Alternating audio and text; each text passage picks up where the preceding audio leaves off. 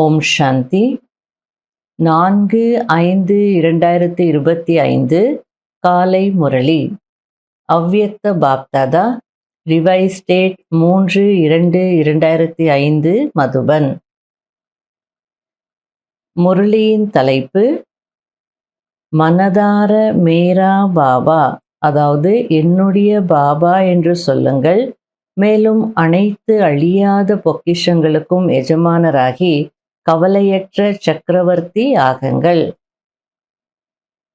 இன்று பாக்கியத்தை வழங்கும் வள்ளல் பாப்தாதா தன்னுடைய அனைத்து குழந்தைகளின் நெற்றியின் நடுவில் பாக்கியத்தின் ரேகைகளை பார்த்து கொண்டிருக்கிறார். ஒவ்வொரு குழந்தையின் நெற்றியிலும் ஜொலித்து கொண்டிருக்கும் தெய்வீக நட்சத்திரத்தின் ரேகை தென்பட்டு கொண்டிருக்கிறது. ஒவ்வொருவரின் கண்களிலும் ஸ்நேகம் மற்றும் சக்தியின் ரேகையை பார்த்து கொண்டிருக்கிறார். வாயில் உயர்ந்த இனிமையான வார்த்தையின் ரேகையை பார்த்து கொண்டிருக்கிறார். உதடுகளில் இனிமையான புன்னகையின் ரேகை பிரகாசித்து கொண்டிருக்கிறது.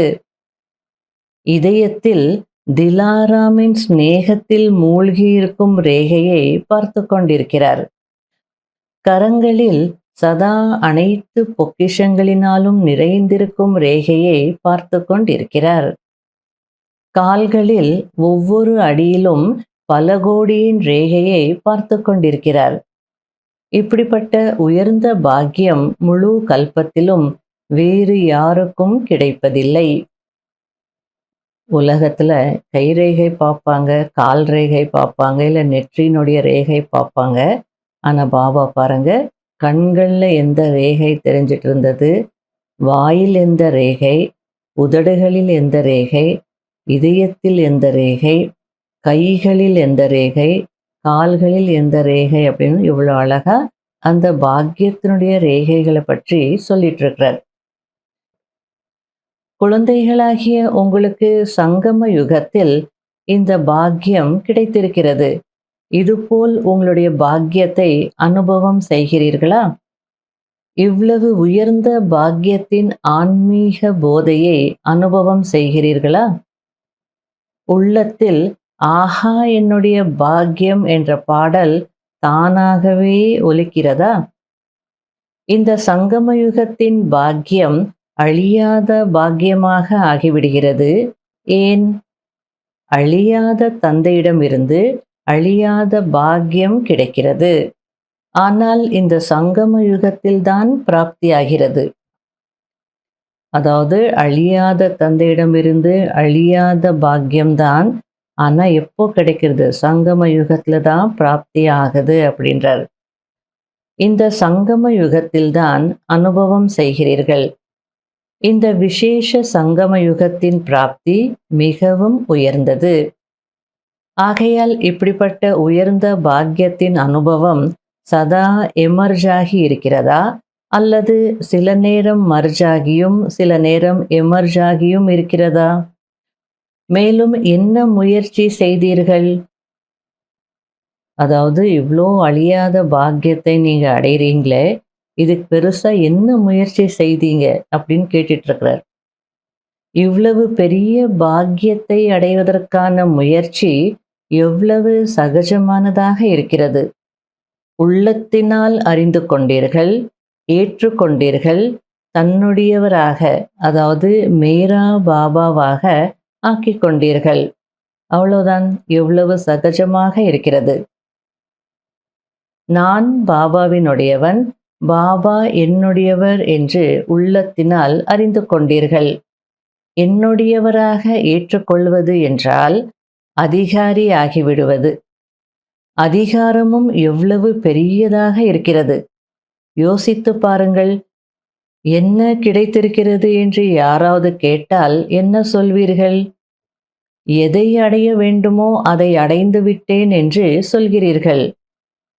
பரமாத்மாவின் கஜானாவில் இல்லாத பொருள் என்று எதுவுமே இல்லை. இதுபோல் பிராப்தி ஸ்வரூபத்தை அனுபவம் செய்து விட்டீர்களா, அல்லது செய்து கொண்டிருக்கிறீர்களா? எதிர்காலத்தின் விஷயம் வேறு. பிராப்தி ஸ்வரூபத்தின் அனுபவம் இந்த சங்கம யுகத்தினுடையது. அதாவது சத்தியுகத்துல பிராப்தி சொரூபமாக தான் இருப்பீங்க. அதுல எந்த சந்தேகமும் இல்ல. ஆனா நம்ம பிராப்தி சுரூபமாக இருக்கிறோன்றதே யாருக்கு தெரியாது. சுகமாக இருப்பாங்க. நம்ம சுகமா இருக்கிறோன்றதே தெரியாது. அப்ப சங்கம யுகத்துல தான் எப்போ துக்கம் இருக்கோ அப்போதான் அந்த சுகத்தினுடைய பிராப்தியை நம்ம உணர முடியும்.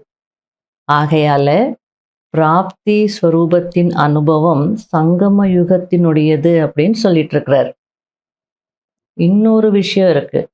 இப்போ நம்ம பிராப்திகள் எங்கே அடையிறோம்? சங்கம யுகத்துல தான்.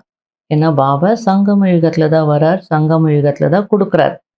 இங்கே தான் பிராப்தி அடைகிறோம், இங்கே தான் அனுபவம் செய்கிறோம். இங்கே பிராப்தி அடையல, அனுபவம் செய்யலைன்னா சத்தியுகத்தில் எப்படி அனுபவம் செய்வோம்? அங்கே கொண்டு போகவே முடியாது இல்லையா?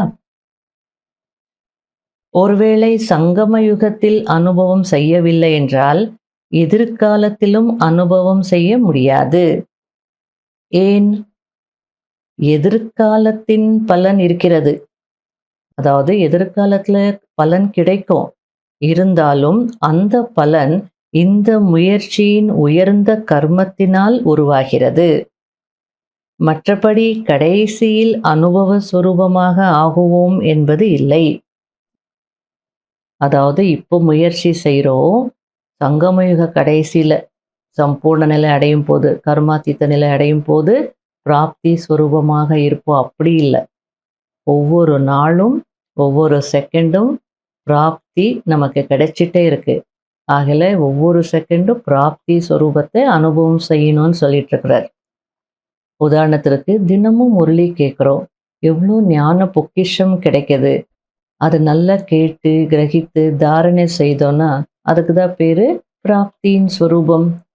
அதனுடைய குஷியை அனுபவம் செய்கிறோம், ஆன்மீக போதையில் இருக்கிறோம், சுகத்தை ஃபீல் பண்ணுறோன்னா இதுக்கு தான் பேரு பிராப்தி ஸ்வரூபம். இந்த அனுபவம் நீண்ட காலத்தின் அனுபவமாக இருக்க வேண்டும்.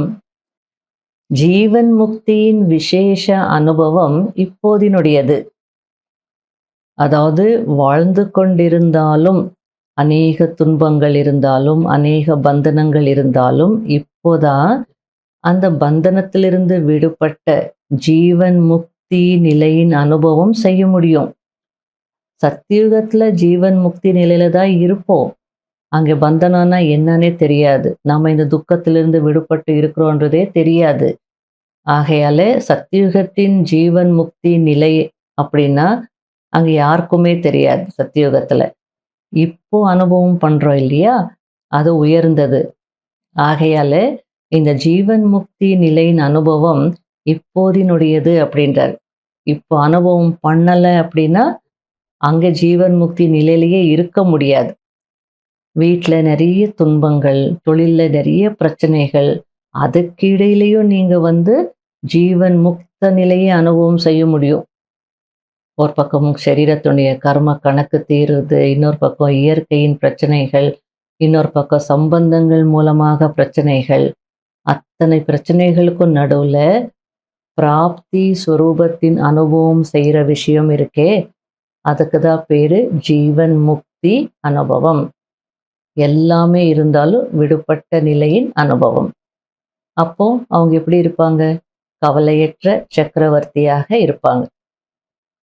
கவலையற்ற சக்கரவர்த்தியாக ஆகுவதற்கான அனுபவம் இப்போதுதான் இருக்கிறது. சத்தியுகத்துல கவலையே இல்லை. அப்போ கவலையற்ற சக்கரவர்த்தி என்ன பெருசாங்க அனுபவம் செய்ய போறோம்? எனவே அனைவரும் கவலையற்ற சக்கரவர்த்தியாக இருக்கிறீர்களா அல்லது ஏதாவது கவலை இருக்கிறதா?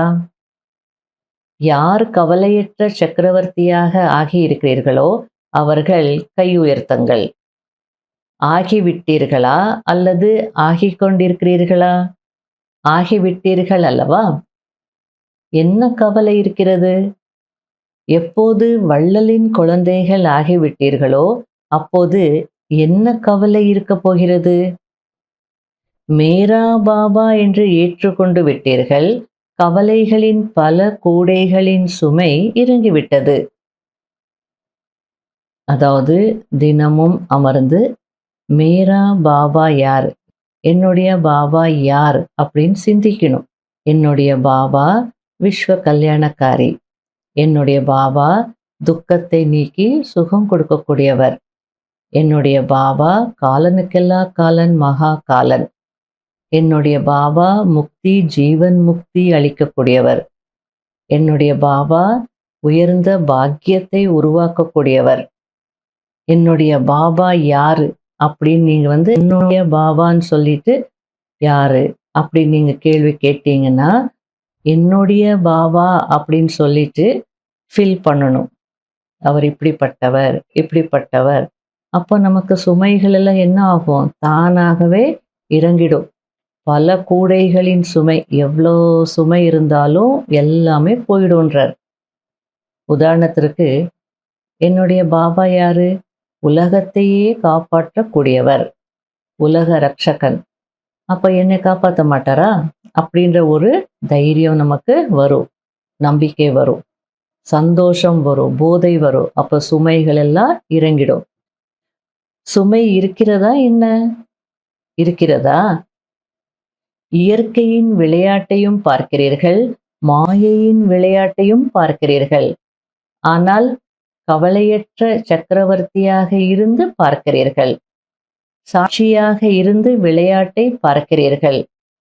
அப்போ உங்களுக்கு எங்கிருந்து கவலை வரும், எங்கிருந்து சுமை வரும் அப்படின்ற அர்த்தத்துல கேட்டுட்டு இருக்கிறார். உலகத்தினரோ என்ன நடக்கப் போகிறதோ தெரியவில்லையே என்று பயப்படுகிறார்கள். உங்களுக்கு பயம் இருக்கிறதா? பயப்படுகிறீர்களா? என்ன நடக்குமோ அது நல்லதிலும் நல்லதாகவே நடக்கும் என்ற நிச்சயம் உறுதியாக இருக்கிறது. அதனால உங்களுக்கு பயம் இல்லை அப்படின்றார். ஏன்? திரிகாலதர்ஷியாகி ஒவ்வொரு காட்சியையும் பார்க்கிறீர்கள். 3 காலத்தையும் உணர்ந்தவராகி நீங்க பார்க்கும்போது, ஒவ்வொரு காட்சியையும் பார்க்கும்போது உங்களுக்கு பயம் ஏற்படாது. ஆனா ஒரு காலத்தை மட்டும் பார்த்தால் கண்டிப்பா பயம் வரும். இன்று என்னவாக இருக்கிறது, நாளை என்ன நடக்கப் போகிறது என்பதை நன்றாகவே அறிந்திருக்கிறீர்கள். ஞானம் நிறைந்தவர்கள் அல்லவா? சங்கம யுகத்திற்கு பிறகு என்ன நடக்கப் போகிறது என்பது உங்கள் அனைவர் முன்பு தெளிவாக இருக்கிறது தானே. புது யுகம் வந்தே ஆக வேண்டும். உலகத்தினர் வருமா என்று கேட்பார்கள். வருமா என்ற கேள்வி இருக்கிறது.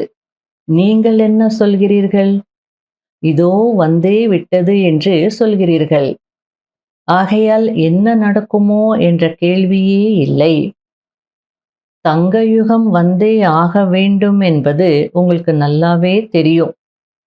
இரவிற்கு பிறகு இப்போது சங்கம யுகம் விடியலாக அமிர்த வேளையாக இருக்கிறது. அமிர்த வேளைக்கு பிறகு பகல் வந்தே ஆக வேண்டும். யாருக்கு இந்த நம்பிக்கை இருக்குமோ அவர்கள் கவலை இல்லாமல் இருப்பார்கள். எந்த கவலையும் இருக்காது, கவலையற்றவர்களாக இருப்பார்கள். அதாவது பொதுவாகவே ஒருத்தருக்கு இரவு பகலை பற்றி தெரியாதுன்னு வச்சுக்கோங்க. அப்போ அந்த 12 மணி நைட்டை பார்க்கும்போது அவங்களுக்கு எப்படி இருக்கும் அந்த ராத்திரியில? இவ்வளோ இருட்டிட்டு இருக்கு, கும்மிருள் இருக்கே அப்படின்ற பயம்தான் வரும். என்ன ஆகுமோ அப்படின்ற பயம் வரும். ஆனா யாருக்கு பகல் இருந்தது, இப்போ இரவாக மாறியிருக்கு, இது இரவாகவே இருக்காது, இரவு விடிய போகுது, அப்புறம் பகல் வரப்போகுதுன்ற நம்பிக்கை இருக்கோ, அவங்களுக்கு என்ன கவலை இருக்க போகுது, என்ன பயம் இருக்க போகுது? அவங்க என்ன நினைப்பாங்க? இப்படிதான் இருக்கும், இன்னும் கொஞ்ச நேரத்துல பாருங்க விடிஞ்சிடும், அதுக்கப்புறம் பகல் வந்துடும் அப்படின்னு சொல்லுவாங்க இல்லையா? அது போல பாபா புரிய வச்சிட்டு இருக்கிறார். இயற்கையினுடைய சீற்றங்களாக இருக்கலாம், எதுவாக இருக்கலாம், மாயினுடைய பிரச்சனைகளாக கூட இருக்கலாம். உங்களுக்கு சத்தியுகம் தங்க யுகம் வரும்ன்ற நம்பிக்கை இருக்குதானே? அந்த நம்பிக்கை யாருக்கு இருக்குமோ அவங்க இந்த இயற்கை சீற்றங்களை எல்லாம் பார்க்கும்போது பயப்பட மாட்டாங்க. இதெல்லாம் விநாசமாயிடும், அதுக்கப்புறம் சொர்க்கம் ஸ்தாபனை ஆகுன்ற குஷியில தான் இருப்பாங்க. சாட்சியாக இருந்து பார்ப்பாங்க, கவலையற்ற சக்கரவர்த்தியாகி பார்ப்பாங்க. உலகத்தை படைப்பவரின் மூலம் படைப்பிற்கு தெளிவான ஞானம் கிடைத்திருக்கிறது. அதாவது சப்போஸ் அந்த 3 காலத்துடைய ஞானம் இல்லைன்னா பயப்படுறதுக்கு வாய்ப்பு இருக்கு, கவலைப்படுறதுக்கு வாய்ப்பு இருக்கு. உங்களுக்கு அந்த 3 காலத்தினுடைய ஞானம் இருக்கு. அதுவும் யார் மூலமா கிடைச்சிருக்கு? யார் மூலமாகவோ கிடைக்கல. யாரோ சொல்லல. உலகத்தை படைப்பவரின் மூலம் தெளிவான ஞானம் கிடைச்சிருக்குன்னா, நாம எதுக்கு கவலைப்படணும்? பகவான் சொல்லிட்டார் அப்படின்னா, அதுக்கு வேற அப்பீல் இருக்கா என்ன? அனைத்து குழந்தைகளும் சிநேகத்திற்கு, ஒத்துழைப்பிற்கு, தொடர்பின் அன்பிற்கு கட்டுப்பட்டு தங்களுடைய வீட்டிற்கு சேர்ந்திருப்பதை பாப் தாதா பார்த்து கொண்டிருக்கிறார். பாப் தாதா அனைத்து சிநேகம் நிறைந்த குழந்தைகளுக்கு, உதவியாளர் குழந்தைகளுக்கு, தொடர்பில் இருக்கும் குழந்தைகளுக்கு தன்னுடைய அதிகாரத்தை பெறுவதற்கு, தன்னுடைய வீட்டிற்கு வந்ததற்காக வாழ்த்துக்கள் கொடுத்து கொண்டிருக்கிறார். வாழ்த்துக்கள், வாழ்த்துக்கள். பாப் தாதாவின் அன்பு குழந்தைகளின் அன்பை விட அதிகமாக இருக்கிறதா, அல்லது குழந்தைகளின் அன்பு பாப் தாதாவின் அன்பை விட அதிகமாக இருக்கிறதா? யாருடையது அதிகமாக இருக்கிறது? உங்களுடையதா அல்லது தந்தையினுடையதா? குழந்தைகளின் அன்புதான் அதிகமாக இருக்கிறது என்று தந்தை கூறுகிறார். பாருங்கள், குழந்தைகளுக்கு அன்பு இருக்கிறது. அதனால்தான் எங்கெங்கிருந்தோ சேர்ந்திருக்கிறீர்கள். எத்தனை தேசங்களிலிருந்து வந்திருக்கிறார்கள்? அதற்கு கீழிருந்து பதில் வருது. 50 தேசங்களில் இருந்து வந்திருக்கிறார்கள். இருந்தாலும் அனைவரையும் விட வெகு தொலைவில் இருந்து வந்திருப்பது யார்? அமெரிக்கர்கள் தொலைவில் இருந்து வந்திருக்கிறீர்களா? நீங்களும் தொலைவில் இருந்து வந்திருக்கிறீர்கள்.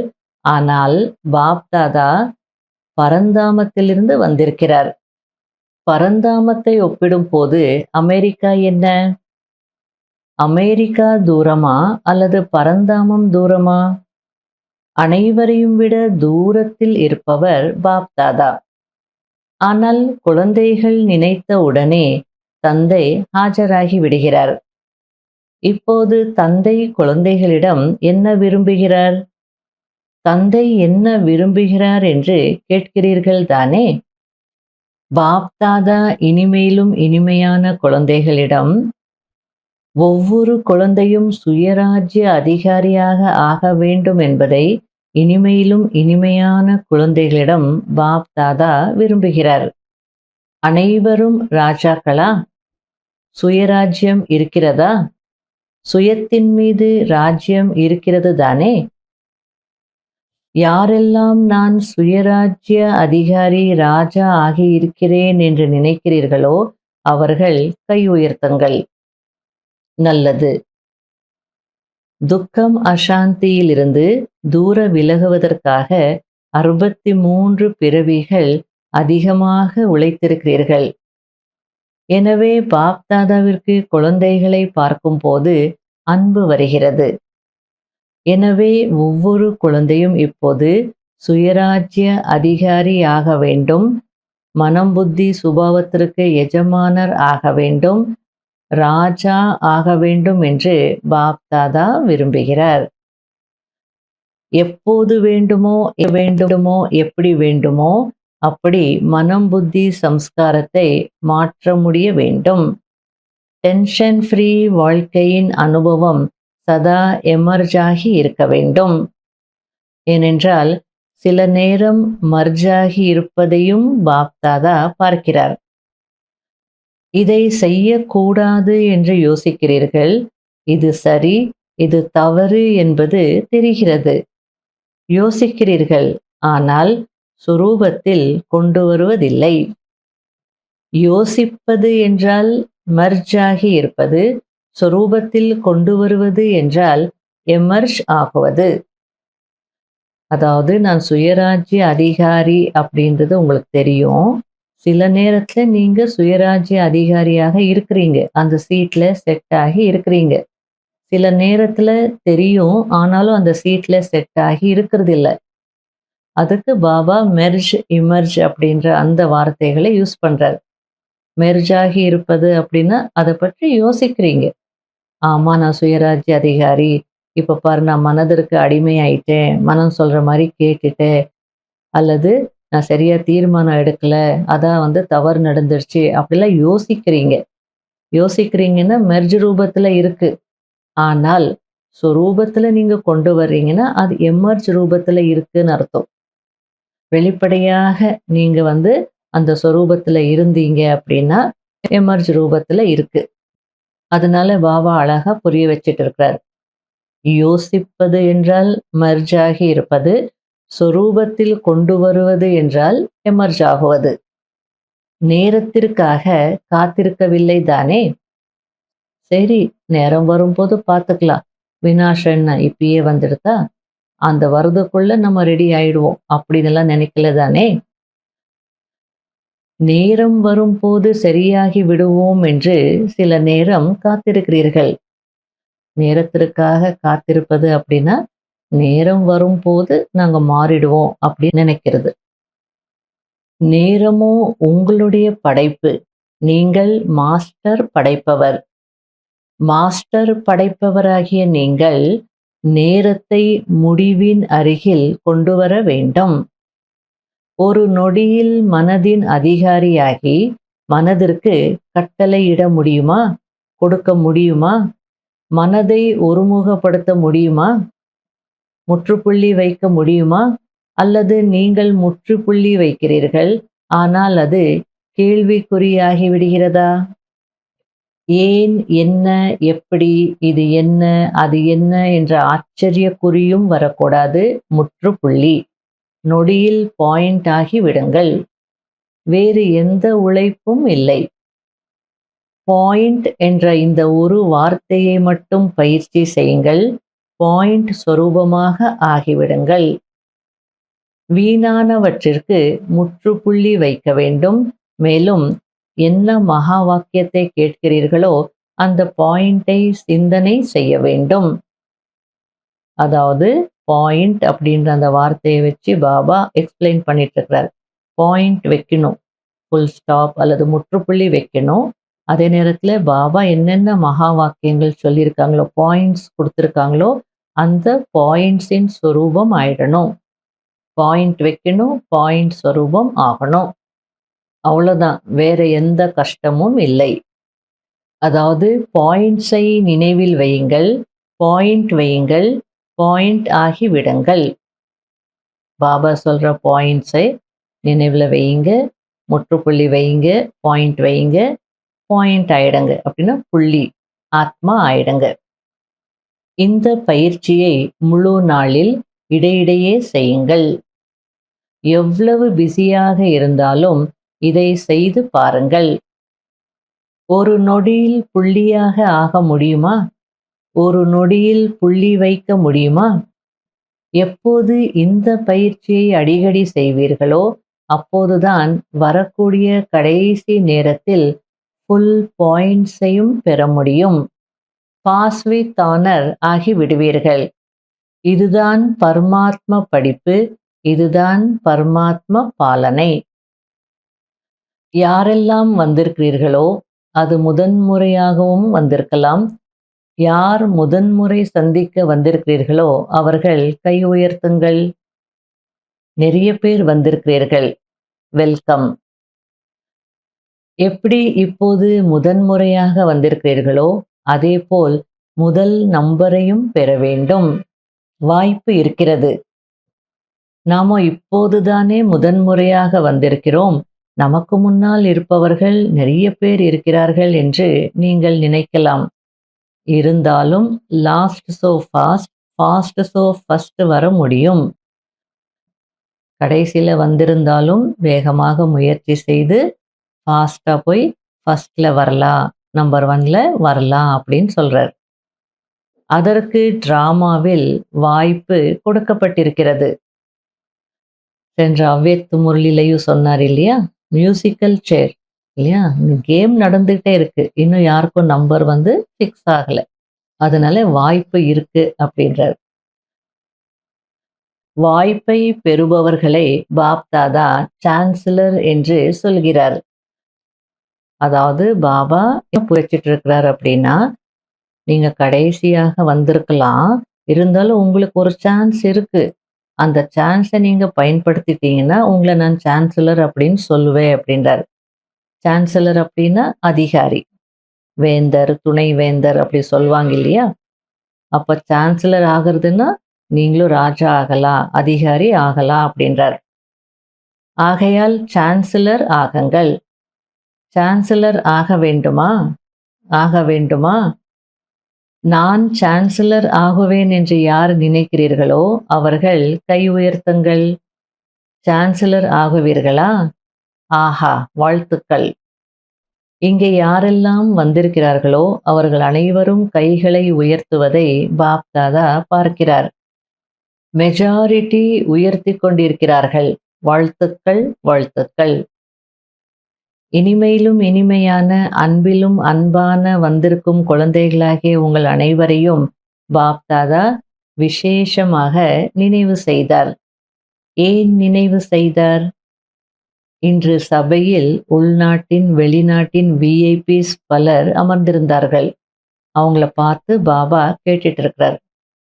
உங்களுக்கு ஏன் அழைப்பு கொடுக்கப்பட்டது தெரியுமா? பாருங்கள், அழைப்பு பலருக்கு கிடைத்தது. ஆனால் நீங்கள் மட்டும்தான் வந்திருக்கிறீர்கள். பாப்தாதா ஏன் உங்களை நினைத்தார்? ஏனென்றால் வந்திருக்கும் நீங்கள் அனைவரும் சிநேகம் நிறைந்தவர், உதவியாளரில் இருந்து சகஜ யோகியாக ஆகும் குவாலிட்டி உடையவர்கள்.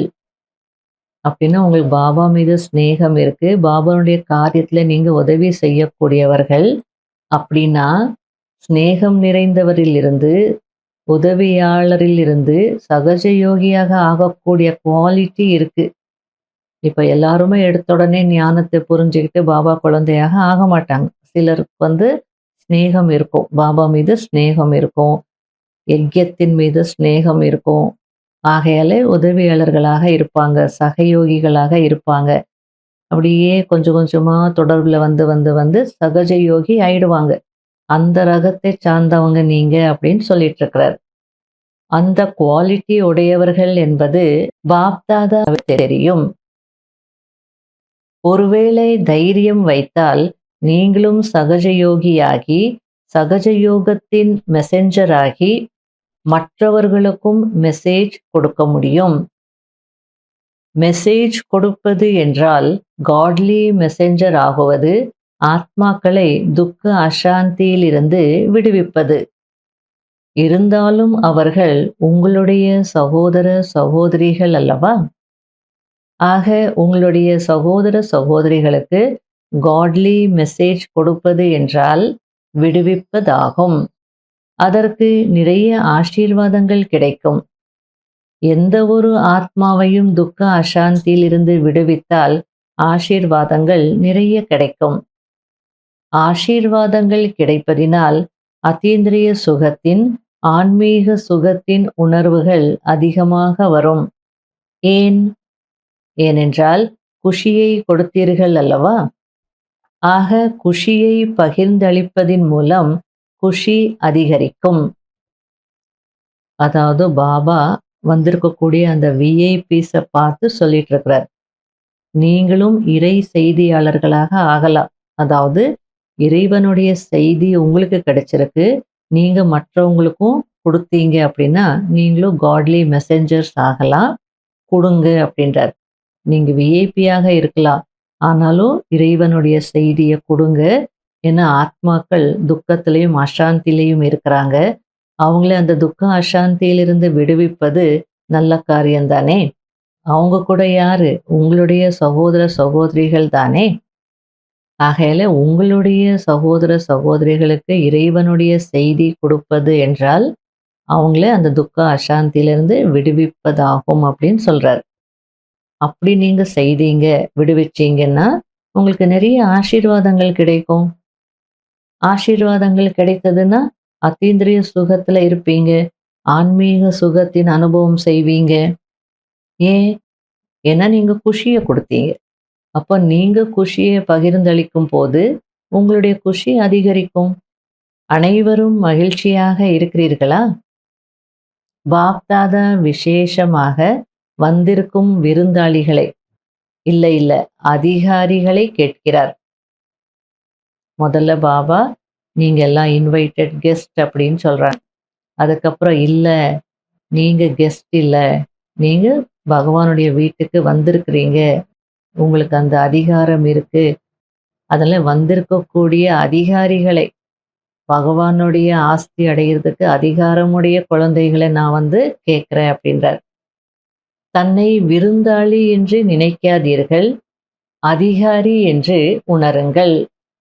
ஆக அனைவரும் மகிழ்ச்சியாக இருக்கிறீர்களா? வந்திருப்பவர்களிடம் கேட்கிறார். சொல்வதற்கு விருந்தாளி என்றுதான் சொல்கிறோம், ஆனால் விருந்தாளி அல்ல, மகானாகி மகானாக ஆக்கக்கூடியவர்கள். எனவே மகிழ்ச்சியாக இருக்கிறேனா என்று தன்னை கேளுங்கள். மகிழ்ச்சியாக இருந்தால் கை அசையுங்கள். அனைவரும் மகிழ்ச்சியாக இருக்கிறீர்கள். இப்போது இங்கிருந்து சென்று என்ன செய்வீர்கள்? மகிழ்ச்சியை பகிர்ந்து கொடுப்பீர்கள் தானே? அனைவருக்கும் நன்றாக குஷியை பகிருங்கள். எந்த அளவிற்கு கொடுப்பீர்களோ அந்த அளவிற்கு பெருகும். சரிதானே? நல்லது. நன்றாக கரவொலி எழுப்புங்கள். அனைவரும் மிக நன்றாக கரவொலி எழுப்பினார்கள். இப்போது எப்படி கரவொலி எழுப்பினீர்களோ அதேபோல் மகிழ்ச்சியின் கரவொலி ஆட்டோமேட்டிக்காக ஒலித்துக் கொண்டே இருக்க வேண்டும். நல்லது. பாப்தாதா சதா டீச்சர்ஸுக்கு சொல்கிறார். டீச்சர்ஸ் என்றால் தோற்றத்தின் மூலம் எதிர்காலம் தெரிய வேண்டும். அதாவது ஃபீச்சர்ஸ் மூலம் ஃபியூச்சர் தெரிய வேண்டும். அப்படிப்பட்ட டீச்சர்ஸ் தானே? உங்களை பார்த்து சொர்க்கத்தினுடைய சுகத்தின் ஃபீலிங் வர வேண்டும், அமைதியின் அனுபவம் ஏற்பட வேண்டும். போகும் போதும் வரும் போதும் பரிஷ்தாவாக இருப்பது தென்பட வேண்டும். அப்படிப்பட்ட டீச்சர்ஸ் தானே? நல்லது. இல்லறத்தில் இருப்பவர்களாக இருந்தாலும் சரி, செய்கை நிமித்தமாக ஆகியிருந்தாலும் சரி, அனைவரும் பாப்தாதாவிற்கு சமமாக ஆகக்கூடிய நிச்சய புத்தியுடைய வெற்றியாளர்கள். நல்லது. நாலா புறங்களிலும் சாக்கார ரூபத்தில் எதிரில் இருந்தாலும் சரி, தொலைவில் அமர்ந்திருந்தாலும் சரி, இதயத்தின் அருகில் இருக்கிறீர்கள்.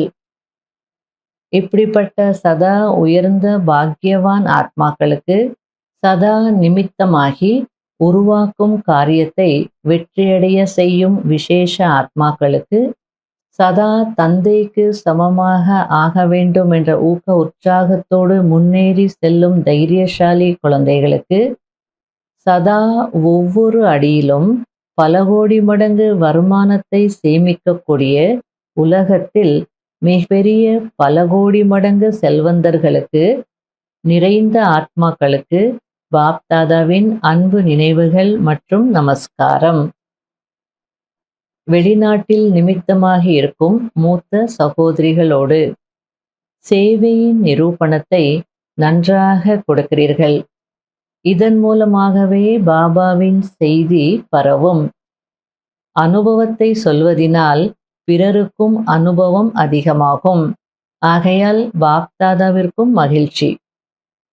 வெளிநாட்டில் சேவைக்கு நிமித்தமானவர்கள் நல்ல ஊக்க உற்சாகத்தோடு சேவையில் பிஸியாக இருக்கிறீர்கள். இங்கிருந்துதான் சென்றிருக்கிறீர்கள், இருந்தாலும் வெளிநாட்டினருக்கு சேவை செய்து கொண்டிருக்கிறீர்கள். அங்கே இருப்பவர்களைப் போலவே நிமித்தமாகி சேவை செய்து கொண்டிருக்கிறீர்கள். அதாவது இங்கிருந்து தான் நீங்க போயிருக்கீங்க, இந்தியாவிலிருந்து தான் போயிருக்கீங்க. ஆனா அந்த ஆத்மாக்களுக்கு எப்படி தேவையோ அது போல நீங்க அவங்களுக்கு வெளிநாட்டினருக்கு சேவை செய்துட்டு இருக்கீங்க. நம்முடையவர் என்ற உணர்வை ஏற்படுத்துகிறீர்கள்.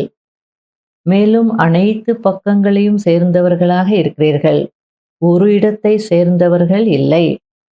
லண்டனையோ அல்லது அமெரிக்காவையோ சேர்ந்தவர்கள் இல்லை, எல்லையற்ற சேவாதாரிகள். உலகத்தின் பொறுப்பு தானே இருக்கிறது.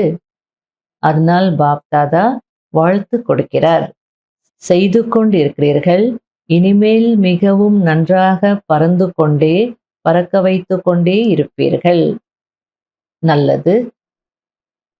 பர்சனல் சந்திப்பு. அனைவரும் ஹோலி மற்றும் ஹாப்பி அன்னப்பறவைகளாக இருக்கிறீர்கள். அன்னப்பறவைகளிடம் நிர்ணய சக்தி அதிகமாக இருக்கும். எனவே நீங்களும் ஹோலி ஹாப்பி அன்னப்பறவைகள், வீணானவற்றை முடிக்கக்கூடியவர்கள். மேலும் சக்திசாலியாக ஆக்கக்கூடியவர்கள். சதா ஹாப்பியாக இருக்கிறீங்களா? எவர் ஹாப்பியா இருக்கிறீங்களா? இப்போது ஒருபோதும் துக்கத்தை வர விடாதீர்கள். துக்கத்திற்கு டிவோர்ஸ் கொடுத்து விட்டீர்கள். அதனால்தான் பிறருடைய துக்கத்திற்கு தீர்வு கொடுக்கிறீர்கள், அதாவது நிவாரணம் செய்கிறீர்கள். ஆகையால் சுகமாக இருக்க வேண்டும், பிறருக்கும் சுகத்தை கொடுக்க வேண்டும். இந்த சேவை செய்வீர்கள் தானே?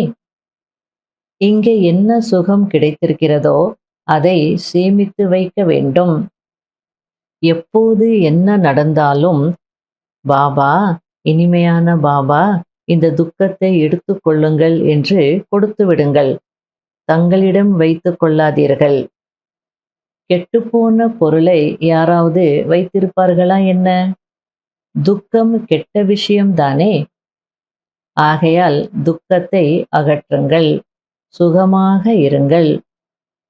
எனவே இது சுகமான குரூப், மேலும் சுகத்தை கொடுக்கும் குரூப். போகும் போதும் வரும் போதும் சுகத்தை கொடுத்து கொண்டே இருங்கள். அதன் மூலம் உங்களுக்கு எவ்வளவு ஆசீர்வாதங்கள் கிடைக்கும். ஆக இந்த குரூப் ஆசீர்வாதங்களுக்கு பாத்திரமாக இருக்கிறது. ஆகையால் அனைவரும் மகிழ்ச்சியாக இருக்கிறீர்கள் தானே? இப்போது புன்முறுவல் செய்யுங்கள். அவ்வளோதான். சதா புன்முறுவலோடு இருங்கள். குஷியில் நடனம் ஆடுங்கள். நல்லது. வரதானம். நினைவு மற்றும் சேவையின் சமநிலை மூலமாக ஏறும் கலையின் அனுபவம் செய்யக்கூடிய ராஜ்ய அதிகாரி ஆகுங்கள். நினைவு மற்றும் சேவையின் சமநிலை இருந்தது என்றால் ஒவ்வொரு அடியிலையும் ஏறும் கலையின் அனுபவம் செய்து கொண்டே இருப்பீர்கள்.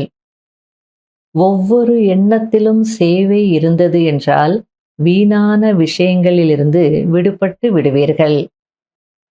சேவை வாழ்வின் ஒரு அங்கமாக ஆகிவிட வேண்டும். எப்படி ஷரீரத்தில் அனைத்து அங்கங்களும் அவசியமாக இருக்கிறது, அதுபோல் பிராமண வாழ்க்கையின் விசேஷ அங்கம் சேவை. அதிக சேவைக்கான வாய்ப்பு கிடைப்பது, இடம் கிடைப்பது, சகவாசம் கிடைப்பது, இவை அனைத்தும் பாக்கியத்தின் அடையாளமாகும். இதுபோல் சேவையின் கோல்டன் சான்ஸை எடுக்கக்கூடியவர்கள்தான் ராஜ்ய அதிகாரி ஆகிறார்கள். ஸ்லோகன். சகஜயோகி வாழ்க்கைதான் பரமாத்மா அன்பின் பாலனையின் ஸ்வரூபமாகும். அவ்யக்த சமிகை. தூய்மை பிராமணர்களாகிய உங்களுடைய அனைத்தையும் விட பெரியதிலும் பெரிய அலங்காரமாக இருக்கிறது. சம்பூர்ண தூய்மை உங்கள் வாழ்க்கையின் மிகப்பெரிய சொத்தாக, ராயல்டி மற்றும் பர்சனாலிட்டியாக இருக்கிறது. இதை தாரணை செய்து எவரெடி ஆகுங்கள். அப்போது இயற்கை தன்னுடைய வேலையை ஆரம்பிக்கட்டும். தூய்மையின் பர்சனாலிட்டியில் நிறைந்திருக்கும் ராயல் ஆத்மாவை பண்பின் தேவி என்று சொல்லப்படுகிறது. ஓம் சாந்தி.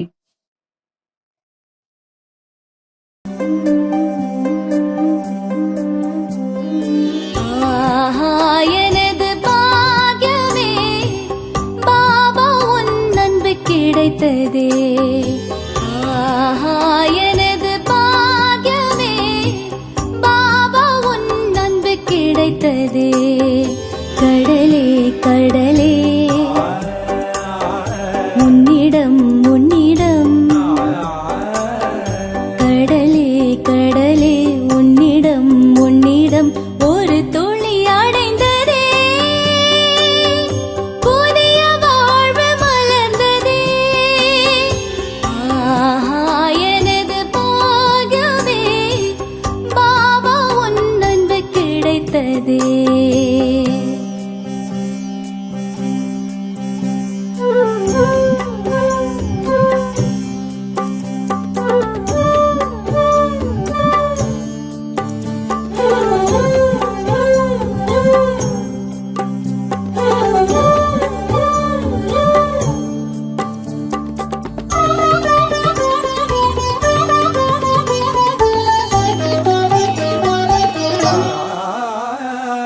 உன்னை சந்தித்ததால்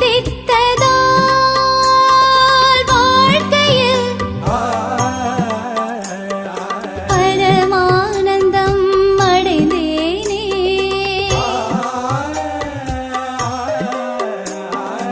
உன்னை சிந்தித்ததால் இதயத்தில் பேரானந்தம் அடைந்தேனே.